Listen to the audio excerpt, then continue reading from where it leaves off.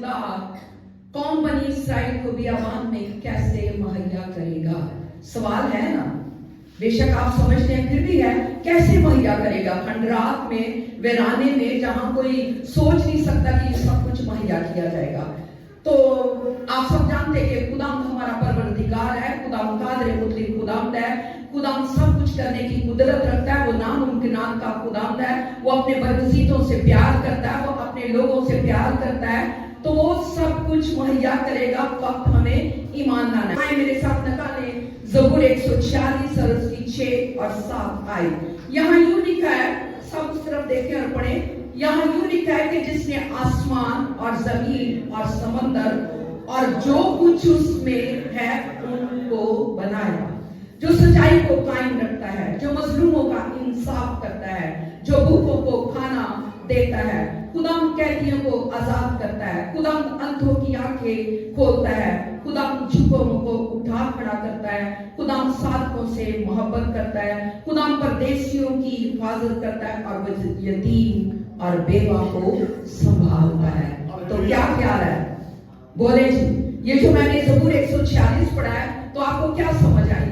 क्या आपके सवाल का जवाब मिल गया? बोले जी, अगर मिल गया तो जोरदार तालियां खुदा के जवाब में दीजिए।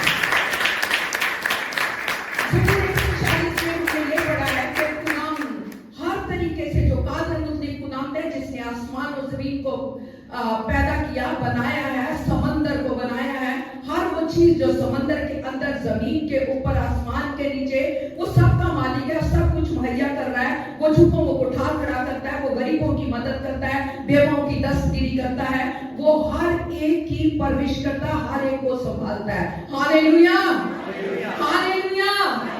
आइए मेरे साथ हम खुदा के चंद मौजज़ात देखेंगे और इस बात पर गौर करेंगे कि खुदावन जो कादिर मुतलिक खुदाम है, खुदाम जो मुहैया करने का जरिया है, जो खुदाम अपने लोगों की परवरिश करता है, किस तरीके से खुदाम अपने लोगों के दरमियान मौजज़ात करता रहा, किस तरीके से उन्हें मुहैया करता रहा।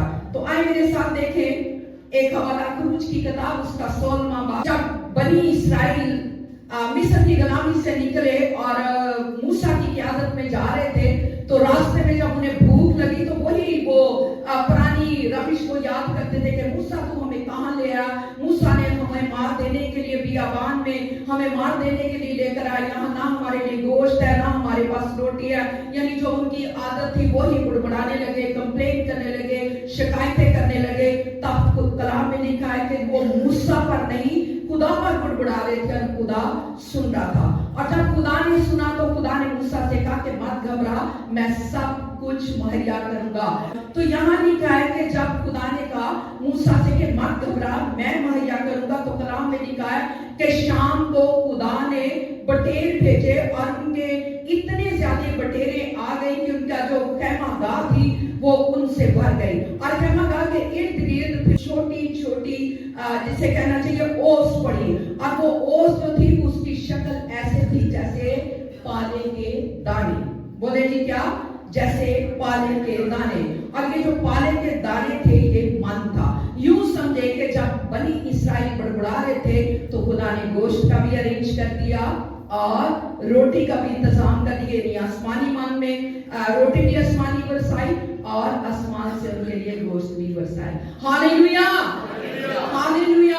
तो क्या ख्याल है, आज खुदावंद हमें नहीं देगा? चले जाएं। इसके साथ एक और हवाला मैं आपके सामने बयान करना चाहती हूँ, खरूज की किताब, उसका 17 चैप्टर। जब उन्होंने रोटी भी खा ली, गोश्त भी खा लिया, तो फिर एक आदत पड़ी होती है ना, कई दफा हम कंप्लेन करते बजाय कि ये होता कि वो शुक्रगुजारी करते कि खुदाम तेरा शुक्र है कि तू हमारे साथ है, तूने हमें सब कुछ मुहैया किया। और यहाँ पानी की जरूरत पड़ गया, फिर बुड़बुड़ाने लगे और मूसा से कहने लगे कि क्या बात है कि तूने हमें यहाँ मारने के लिए, प्यासा मारने के लिए यहाँ लिया है। और फिर खुदाम ने, क्योंकि खुदाम लेकर आया था, इसलिए खुदाम परवरिश भी कर रहा है। याद रखें कि जब आप खुदाम के साथ चलते हैं, खुदाम की राहों पे चलते हैं, उस पर भरोसा रखते हैं, उस पर ईमान लाते हैं, तो खुदा आपको कभी नहीं गिरने देगा, खुदा आपको कभी परेशान नहीं होने देगा। और यहाँ भी खुदा ने कहा जो रहीम और करीम खुदावंद है, जो तरस से भरा खुदावंद है, यहाँ भी खुदा ने कहा कि मत घबरा मूसा, हुरब के पहाड़ पर चला जा और वहां तू हुरब पर चट्टान पर मारेगा तो पानी निकलेगा और खुदा का शुक्र करते हैं कि लोगों ने पानी पिया और फिर वो अशुद्ध हो गए।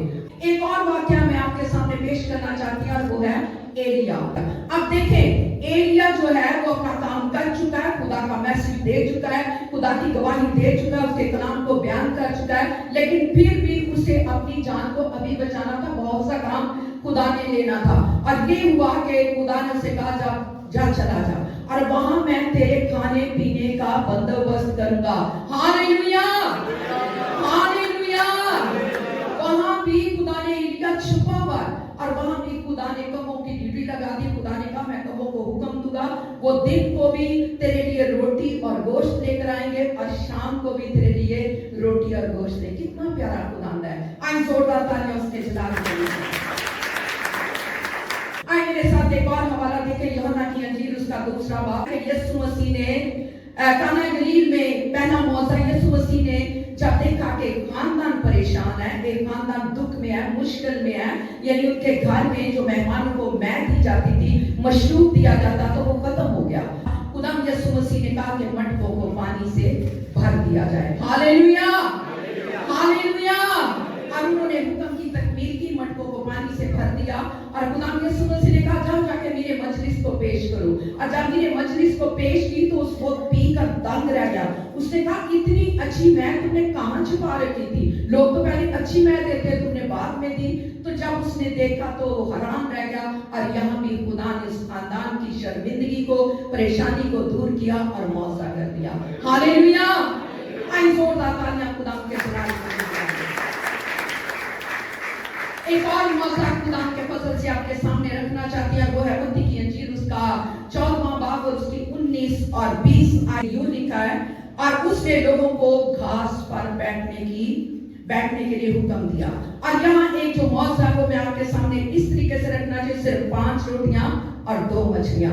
देखें कि 5 रोटियां और 2 मछलियां, और खुदा यीशु मसीह बियाबान में है, वीराने में है, जहां ना कोई तंदूर है, ना कोई होटल है, ना कोई रेस्टोरेंट है, कोई खाने पीने का बंदोबस्त नहीं है, सिर्फ 5 रोटियां 2 मछलियां हैं। लेकिन खुदाम जो मुहैया करने की कुदरत रखता है, जो खुदाम काम को ज्यादा यानी कलील को कसरत में बदल देता है, ज्यादा कर सकता है, बरकत देकर सब कुछ कर सकता है। यूं लिखा है, और उसने लोगों को घास पर बैठने के लिए हुक्म दिया। और यहाँ एक जो मौका को मैं आपके सामने इस तरीके से रखना चाहिए, सिर्फ 5 रोटियां और 2 मछलियां। देखें कि 5 रोटियां और 2 मछलियां, और खुदा यीशु मसीह बियाबान में है, वीराने में है, जहां ना कोई तंदूर है, ना कोई होटल है, ना कोई रेस्टोरेंट है, कोई खाने पीने का बंदोबस्त नहीं है, सिर्फ 5 रोटियां 2 मछलियां हैं। लेकिन खुदाम जो मुहैया करने की कुदरत रखता है, जो खुदाम काम को ज्यादा यानी कलील को कसरत में बदल देता है, ज्यादा कर सकता है, बरकत देकर सब कुछ कर सकता है। यीशु ने बरकत दी और बांटना शुरू किया, तो कलाम में लिखा सब लोगों ने असूदा हुए, सब लोगों ने खाया और फिर भी 12 टोकरे बच गए। Hallelujah, hallelujah. क्या बात है, जोरदार तालियां खुदा को दीजिए।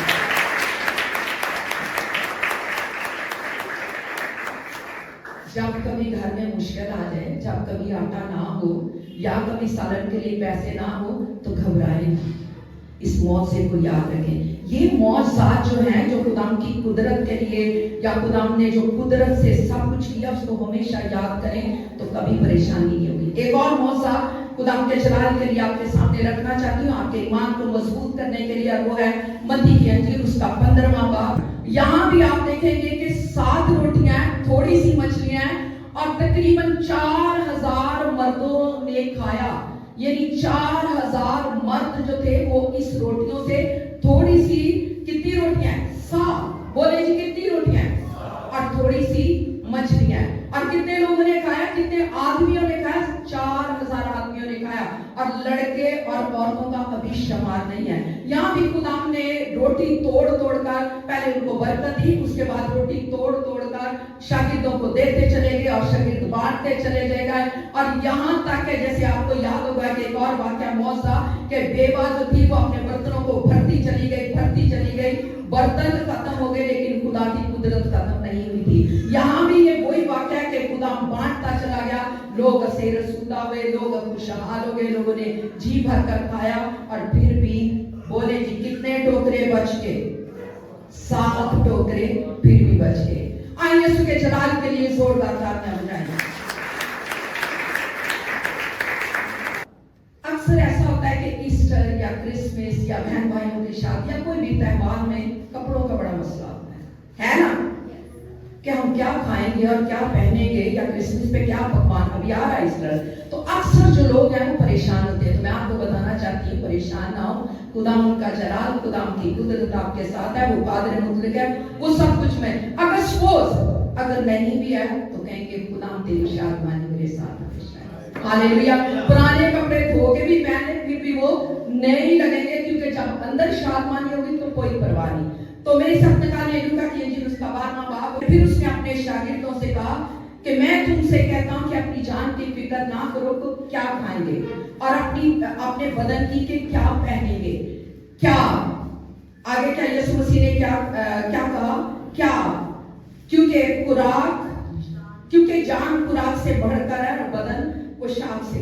और फिर खुदाम यीशु मसीह ने कहा कि परेशान ना हो कि क्या पहनेंगे, क्या खाएंगे, क्या करेंगे, क्योंकि ये चीजों को परेशान होने की जरूरत नहीं। इन चीजों को लेके ये होना चाहिए, जैसे मैंने पहले भी कहा कि खुदाम की हजूरी होनी चाहिए। फिर खुदाम ने इस बात को मजीद बढ़ाते हुए कहा कि कौमों को गौर से देखें, कौमों को गौर से देखें। कई दफा ऐसा होता है कि खुदाम की परवियन, खुदाम का मुहैया करने की जो सोर्स है वो हमारे पास होता है, खुदाम कादिर मुतलक हमारे साथ होता है, लेकिन फिर भी हम घबरा जाते हैं। थोड़ा सा जिसे कहते हैं ना, जरा सा हड़ आ जाए या जरा सा रुपए पैसे की कमी ना आ जाए तो स्पेशली जो बंदे जो मैनेजमेंट करते हैं वो गिर जाते हैं। हाय अब क्या हुआ, मत हाय हाय करें। या माई या बहने कहती है अब पता नहीं पैसा कहां से है, कि खुदाम तू मेरा मुहैया करने। और यहाँ खुदाम यीशु मसीह ने आगे कलाम को बढ़ाते हुए कहा कि कमों को देखो। आज से कमों को और खरीदों को देखना शुरू करें। खुदाम यीशु मसीह ने कहा कमों को देखो, ना वो बोते हैं ना वो काटते हैं, ना उनका खत्ता है ना उनकी कोठी है, तो भी तुम्हारा खुदा तुम्हें मुहैया करता है। Hallelujah, hallelujah. फिर खुदाम यीशु मसीह ने कहा अब तुम में से कौन ऐसा शख्स है जो फिक्र करके अपनी जिंदगी की एक घड़ी आगे बढ़ा सके? आप फिक्र करके अपनी जिंदगी को एक दिन बढ़ा सकते हैं?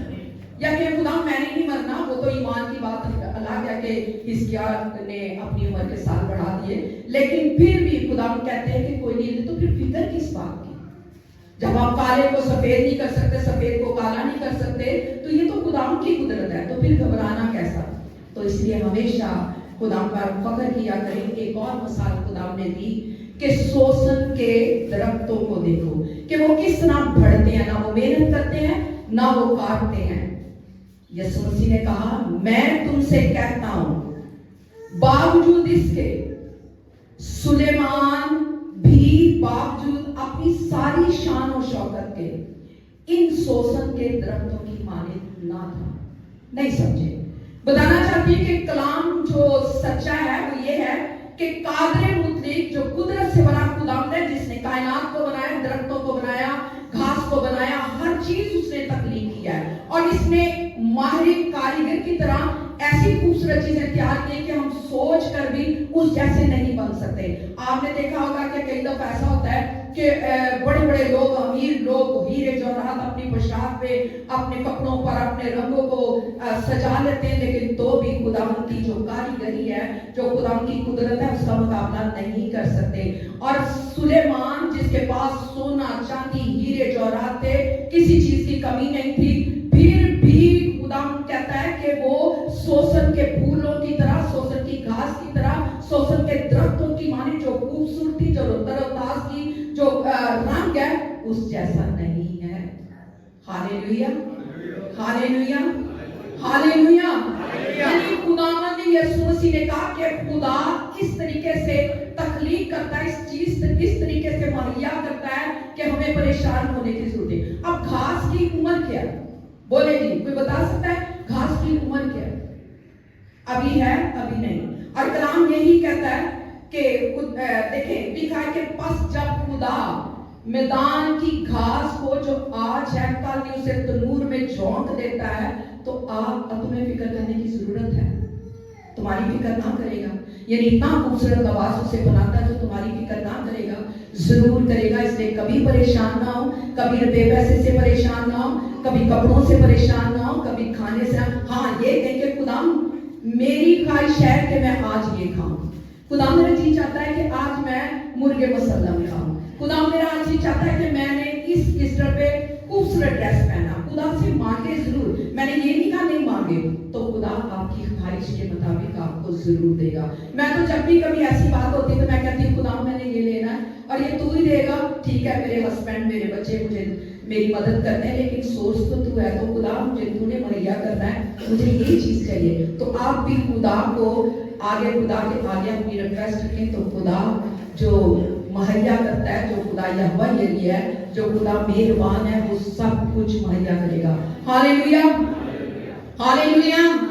कितने लोग हैं जो आज से अपनी रविश को चेंज करेंगे, अपने तौर तरीकों को चेंज करेंगे, क्या खुदा का हर हाल में मैं तुझ पे डिपेंड करूंगा। बोले बोले कितने लोग हैं जो कहेंगे कि खुदा आज से मैं सिर्फ और तुझे देखूंगा। बेशक हमारे पे बोझ आ जाता है, इंसान है फिक्रों में घुस जाते हैं, लेकिन कलाम में लिखा गैर कौमों की तरह फिक्र ना करो, शकी ना करो, बल्कि खुदा की तरफ नजर लगानी।